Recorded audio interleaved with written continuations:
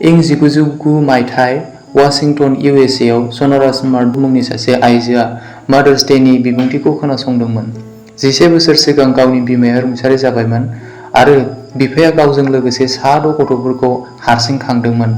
सनराहा गावनि बिफानि सायाव गेदेर मान दंमोन, बेनिखायनो बियो बिफाफोरखौबो बिमाफोर बायदि मान होनो सानो आरो गिर्जानि दैदेनगिरिफोरजों रायज्लायो। दैदेनगिरिफ्रा बिनि सानस्रिखौ मोजां मोननानै गिबि बिफाफोरनि सानखौ 19 जुन 1910 रबिबार सानखालि फालिजेनो। गोथार बाइबेलावबो अनसुला आरो धोरोमिया बिफाफोर नुनो मोनो, जेरै आदम गिबिसिन बिफा, आब्राहाम जातिफोरनि बिफा, इसहाक आब्राहामनि फिसाज्ला, जाकब 12 जातिफोरनि बिफा, मसे 10 हुकुम होग्रा आरो हाजार हाजार मानसिफोरखौ बिफा बायदि दैदेनदोंमोन।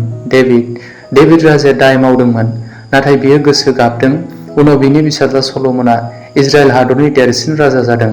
जकारिया जन बाप्तिस्मानि बिफा, जोसेफ जिसुनि हायावनि बिफा आरो जोंनि सोरजिगिरि अनसुला आफा इसोर, जायहा जोंखौ गावनि महराव दादों आरो खांगासिनो दङ। आफा इसोरा जोंखौ सिमा गैयै अननायखाय गावनि सासेल' फिसाज्लाखौ बुलि होबाय आरो जोंनो बासायजानायखौ होबाय। बेनिखायनो जों आफा इसोरखौ जेब्लायबो हामबाय होननो नांगौ। बे बिफाफोरनि सानाव नोंथांमोननिसिमबो हेपि फादार्स डे।